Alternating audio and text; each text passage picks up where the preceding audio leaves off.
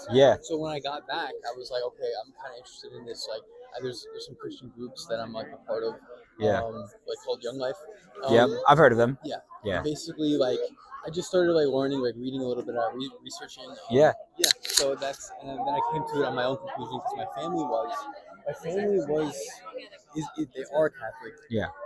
My mom's side. Yeah. But a lot of them, I feel like they never really like exemplified like what it means to be a Christian. You know? Absolutely. They weren't like nice. You know what I mean? So, like if I was like, you know, going through a really hard time, they wouldn't like. absolutely. Well, let me ask you this, right? So, as a Christian, do you believe, like, for example, in the concept of Jesus being God, or do you believe Jesus was a prophet? Jesus was God. So, you believe Jesus was God, right? So, how do you reconcile that fact with the idea of the other prophets that came before Jesus that didn't believe that God was a man? I'm not too knowledgeable on like Old Testament stuff. Sure. God wasn't. Wait, can you repeat the question? So when you go and look at the Old Testament in Exodus and stuff, it talks about how God is not a man. Yeah. It's clearly stated within the Old Testament, right? And then when you go look at the New Testament, in the New Testament, do you find anywhere where Jesus says that I am God, worship me? Well, I don't remember the exact. Sure. Verses. Can I get my backpack, please? But there are multiple instances where God, Jesus. Yeah. Could you maybe name like one of them that comes to I your and mind? the Father are one. No one comes to the Father but Through through me. Sure. Right. Okay. So let's go with that. No one comes to the Father but through me. Yes. Right. So what's the destination? Heaven. No one comes through the Father Yes. but through me. So where are you trying to get to? Heaven. To the Father, right? Yes. Yeah. Right? So Jesus is the path. The destination is the Father. It's heaven. Right. So in that verse, actually, when you're talking about it, yes, you're right. It says that in the Bible, Jesus says, I and the Father are one. Right? But then later in the exact same chapter in the Bible, right? And we can pull this up. So I used to go to church as well. And I was someone that, you know, obviously. I also wasn't Catholic. I just went to church when I was learning about faith. I talked to someone else who said Yes, yes. Okay, So when you go and actually look at the book of John, right? So what you're referring to is John, right? Right. Same. They make. Okay, so here, right? So in the verse that you said, Jesus says that I and the Father are one, and then later in the exact same chapter, they say that I do not ask on behalf of these alone, meaning of the disciples, but for those who believe in me through their word, that they may all be one, even as you, Father, are in me and I in you, that they also may be in us. Right? So now, here, does that mean now the disciples are God too? No. No, right? You don't, even though it says the exact same thing, right? Because Jesus is saying, just like I am in you and you are in me, they are in us. So, but you wouldn't agree that the disciples are in God.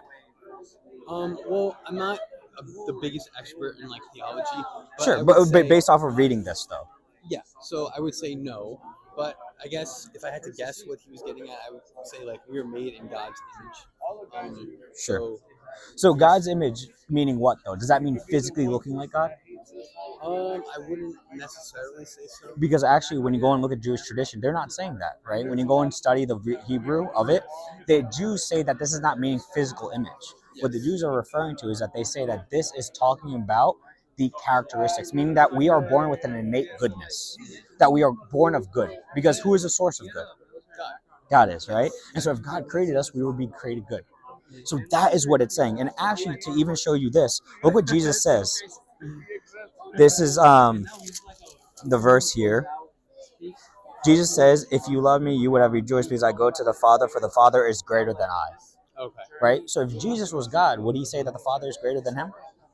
I guess that's a good point. I have heard that come up before, and I remember there was a counterpoint to it, but I don't remember it exactly. That's fine. I go based off of what the text says, because I feel like a lot of people, what they do is they try to go ahead and take what they believe and put it into a text, and I feel like that's unfair, because you can basically take anything that's written and manipulate it to fit your bias. So that's why I always say we should do a strict reading of what the text actually says, right?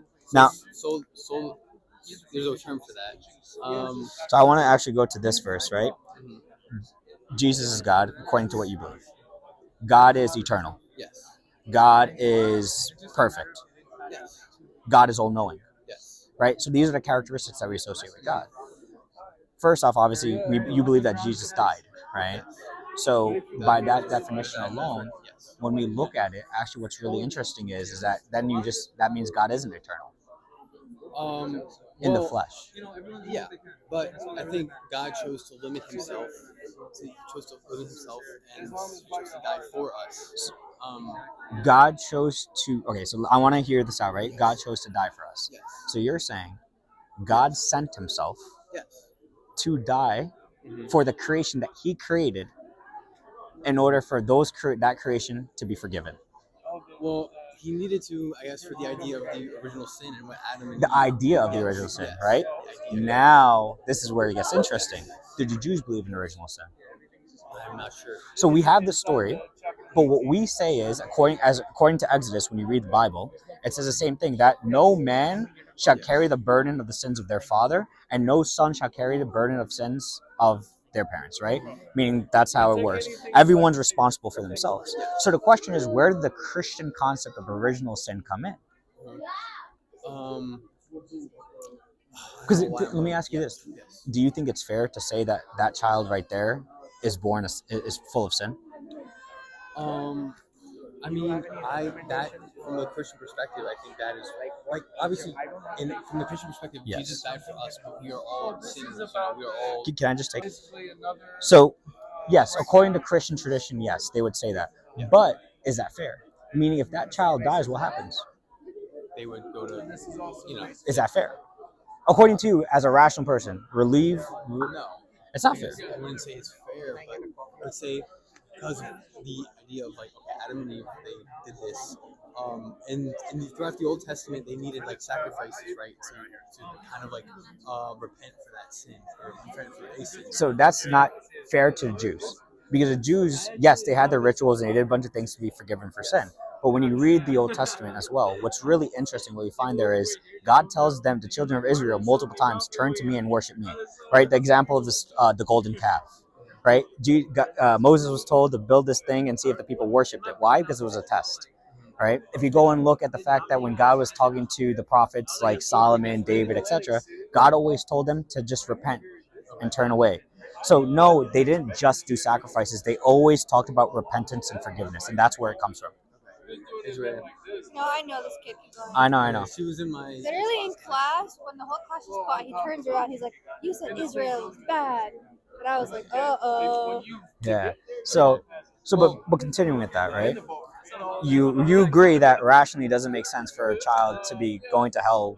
They're not knowledgeable, right? So we as Muslims and as well as Jews believe that we don't believe in the idea of people carrying the original sin. We believe that each person is held accountable to their own accords. So Daniel, right? Is that your name, Daniel? It's Keith. Keith. Okay, Keith. When you're doing your thing, if you do right by me, you get good for that. And if you harm me, then you'll be held accountable for that. So that's our belief, right? And that if you do mess up, no one's going to intervene for you, right? What you have to do is turn to God directly and say, God, I messed up. Can you forgive me? Can you guide me? That's what we say, right? Now, Brian, baby, what's going on, homie? How you doing? I'm just talking to this brother too, but you can feel free to stop by. Urslan, this is one of the brothers that used to come to our table. Can you just quickly show him around? Yo, quickly show him around the events to show him what's going on. Give me 5 minutes. Cool, Brian. So even with that, right? Do you believe that if that is the case, what makes more sense? Someone that's able just to turn to God directly and ask for forgiveness, or needing the idea of original sin and someone dying and intervening? Yeah. Which that makes more rational sense to you? I think from like a logical perspective, that does make more sense. Like, why should I suffer? Because like two people, thousands of years ago. If you were Hitler's son, is it fair that you should have to suffer for Hitler's actions? No. I mean, yeah, it's true. I mean, I guess. If your dad was a thief, is it fair for me to cut off your hands? No. Right? So let me give you a perfect example. Let's say, for example, that we are in court and we're right in front of a really big prison.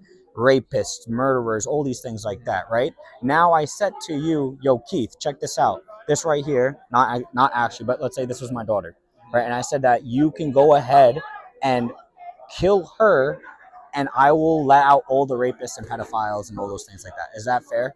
It's not fair. Okay, so why is it that we say that someone can die for another person's sins and they are just forgiven for their actions without accountability, but in this sense, it doesn't make sense, Yes. Okay. right? So that is our view as Muslims. So you believe that God is real. Yes. You believe that God would send down prophets, right? Yes. So the God sent down the prophet Moses, the prophet Abraham, the prophet Jesus, things like that. Obviously, based off our conversation, I'm telling you that Jesus didn't claim to be God, right? And I wanted to show you another passage because what you defined as Jesus is. I'm blanking on. There are arguments to be made, but like I said, I'm not like a theologian. Like I'm not Cliff. That's I'm fine. not, you know Cliff. Cl- Schnickel or whatever. Yeah, Cliff is an interesting character to say the least. That's what I'll say. What do you think of Cliff is great at having arguments with kids and people that are not known, that don't have knowledge. So someone like him, I don't have a lot of respect for, because he doesn't have. Go and look at Bruce Metzger, right? Go and look at someone like Bart Ehrman, right? People that were Christian pastors who left the faith, right? Because why? They talked about the fact that the Bible. What's the oldest Bible that we have? I'm not sure. What is it? Codex Sinaiticus, from 400 years after Christ. So you're telling me in between 0 to 400 years, what happened to the word? What? What happened to the word between Jesus to 400 years after? How do we know what's the actual word of God? That's a good point. The oldest manuscript that we have, the Bible, is the size of a credit card. It's a manuscript from Greek, John. right? Yes. It's not even from the original language that Jesus spoke. What was the language that Jesus spoke? Aramaic. Aramaic. I was Aramaic. gonna say that. Right? So now if you believe that Jesus is God, you said God is all-knowing. And then Jesus says, but of that hour no one knows, not even the angels in heaven, nor the Son, but the Father alone. Once again, Jesus is clearly telling you, hey, I don't know this thing. Only one that knows is the Father. Because he was 100% God, but also 100% man. So it does have to do with the Trinity a little bit.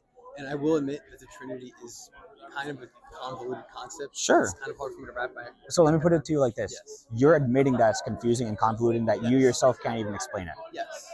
Yet you have to believe in this confusing, convoluted, complicated concept in order for you to be saved. Yes. So I have to do mental gymnastics and emotional gymnastics in order for me to be able to achieve salvation.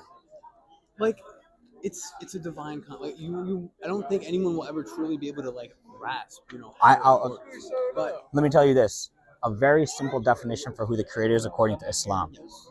All right, very straightforward, nothing confusing at all. Go to chapter 112. Chapter 112. All the way in the back. Here, you can look at mine too. Okay, I'll look at yours. Assalamu alaikum. How's everything? Alhamdulillah. This is in English, right? Yes, this is in English. Okay. So why am I hearing that like in order to get the full substance from the Quran, you need to know Arabic to like get it? Absolutely, because the Quran was revealed in Arabic. It doesn't mean that you can't read it in English to understand it. Okay. Right? So the Quran was revealed in that language, and within it, there's beauty in that. Because the way that it's recited, the way that it's made easy to memorize is in Arabic. Okay. Right? So there's a certain level of like natural poetry to it. There's a certain level of natural like nuance, yes, in the language as well. So no translation is perfect. So say, O Prophet, he is God one and indivisible. God the sustainer needed by all, meaning he needs nothing, we need him. He has never had offspring, nor was he born, and there is none comparable to him. Okay. That to me is a clear and concrete definition of who the Creator is. Okay. Right? And that's why as Muslims we only turn to God alone. But the Trinity is supposed to be one. Like, it doesn't just because there's like different natures, right? Like, just because there's the Father. Are they co-equal, co-eternal? I mean. So each one of them. Wrong. So 100% man, 100% God. He's at the same level of God as the Father. Yeah. He's at the same level. I mean, I'm not 100% sure, but I would say like they're all like the same thing. Okay, so just different natures. But they're different natures, things like that. So your view is that Jesus and the Father are both co-equal and co-eternal, meaning that they're both God. Yes. Right? But then what doesn't that contradict exactly what Jesus tells you in chapter of John, where he says the Father is greater than I? It does. Doesn't that contradict the fact that Jesus says, "I'm not here to do the will of my own, but the will of my Father"? Yeah, I guess it does. But logically, when you read it, I know what you want to do is you want to bring up the fact that, hey, this is why I studied in church, or this is what they told me. But when you rationally think about it, because that's the thing that separates us from animals. You're not a blind sheep. You're not just going to go and follow what everyone else does. That's why you don't just, when you went on your trip, you just be like, you know what, I don't believe in these things. Yeah. You have an irrational mind, and you're a knowledgeable student. That's why you came here to this table. Yeah. Right. And look, I'm not putting pressure on you to be able to learn these things. I'm just pointing out the fact that you, even in your heart, know this doesn't make sense. Well, I think, first off, I'm relatively new. That's fine. I haven't had enough time to like really go in depth to different arguments, different theories, like different things. Like, There's no need for arguments. This is the thing, though. Anything that is truth should be observable very clearly.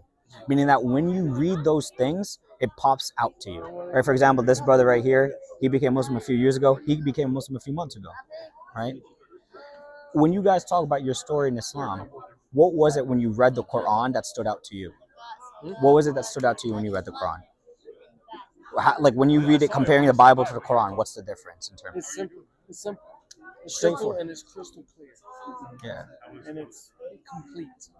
Oh, you mean like the Quran is more like it's more like it says what it means. It makes sense. It's complete. There's no mental gymnastics that we're playing out here, right? Islam is perfect. Yeah.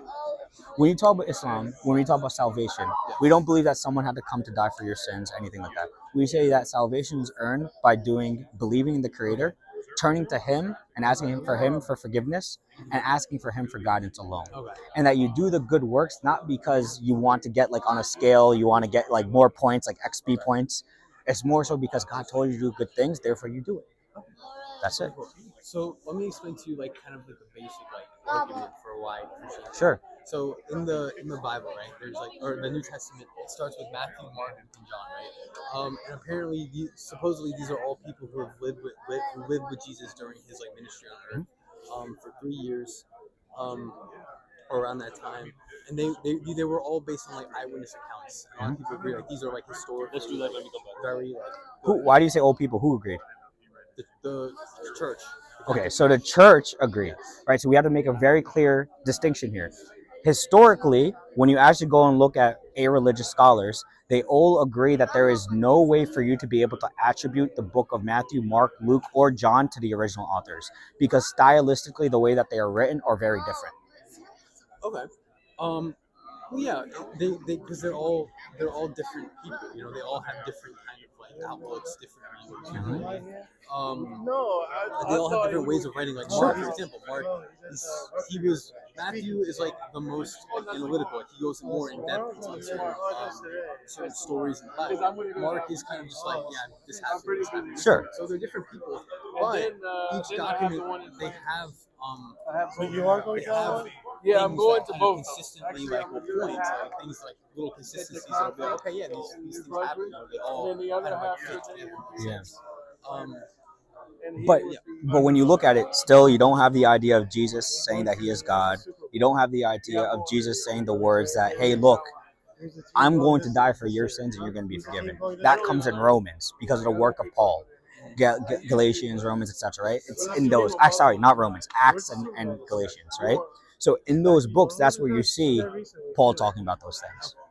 Now all of a sudden, the question is, wait, this guy Paul, he never met Jesus, so we have to take his word now.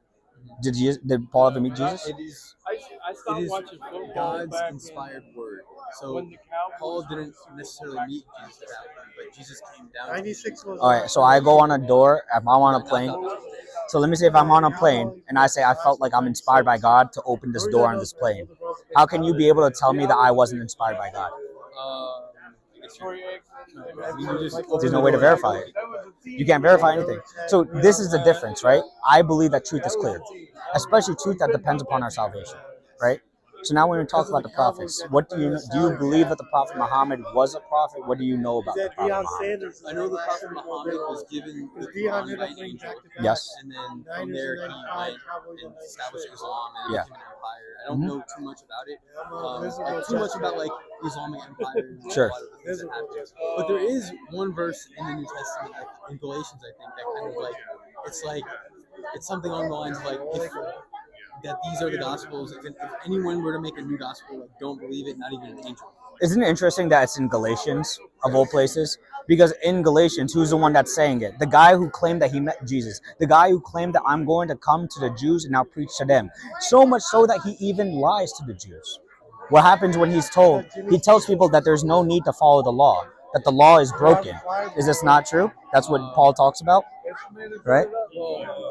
I mean, there is a verse in Matthew where it's like not Matthew, Paul's writings. Let's go to Paul, right? Specifically because you brought up Paul, right? When Paul talks about the writings, I have to find it. Oh yeah.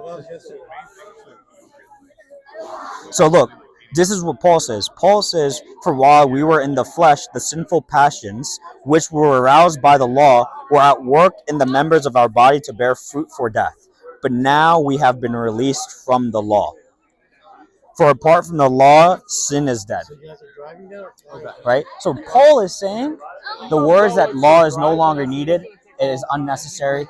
Focus on Jesus's death and resurrection. Now, this is directly contradictory to what Jesus says. Yeah, I know what you're talking about. Yes. Jesus says, "He who should deny the lowest of I have not come. Well, yes. I have not come to contradict the old law. I have come to fulfill it." Yes. There you go. Yeah. So why am I going to follow the word of this guy who claims to have met Jesus? Basically had a concussion. I've got 6. I think random things like that all the time. Right? And now you're telling me that he knows the truth about what Jesus' words are when he's directly distorting it and contradicting what Jesus revealed? See now? This is the problem. And now, even then, there's the account on when Paul went to go meet the Jews. And when he went to go meet the Jews and the Pharisees in Jerusalem, he went to Peter. And Peter said, "Hey, yo, homie, look, check this out. I see that you were talking to the Jews and telling them that you don't need to do the laws anymore." So obviously, because Peter is trying to bring everyone together, he says, "You're clearly just joking. Like, it's not serious. Why don't you come in and follow the Jewish tradition and go and shave your head and do things like that, right? Shave your head and come and pray." If Paul would have stood on business, he would have said, "Hey, look, we don't need to follow the law anymore." But instead, to appease people, he went and he shaved his head. To me, that is someone that knew that he was a liar, and in desire to be followed, he lied. All right, that's an interesting point. So now let's focus on the prophets, right? What was the one message that all the prophets had? What's the greatest commandment of them all? Hear, O Israel, our God is one God. It's the same message that Moses had, the same message that Abraham had, and the same message that Jesus had, right? When the 2 Pharisees questioned him, he said that Hear, O Israel, our God is one God. And to love that God and worship that God with all our love and all our mind. Now ask yourself, what is the message of the Prophet Muhammad? I'm not sure. La ilaha illallah, which is worship only one, worship the Creator. Right? That's the same exact message as Jesus, Abraham, Moses, etc. Now, on top of that, too, when you look at the life of the Prophet Muhammad, if he wanted to come and deceive people, why would people lie about being a prophet, for example? Let's say, for example, like someone named Paul. Why would they want to lie? Even for next time, maybe for some kind of gain. But yeah, but I don't. I think that if it really was for gain, it would have been the Roman. I forget the exact event, but the Catholic Church got together after Jesus and all this stuff. Yeah. They got together and they heard all of these things that weren't true. They got together and they really sat down and looked at the text and looked at okay, what is going to be canon? What are we? A nation came together to do that. The question is, why would they have done it? And the reason is, and you can read in the king's letter, right? This was at the time, who was a king? Not Theodosius.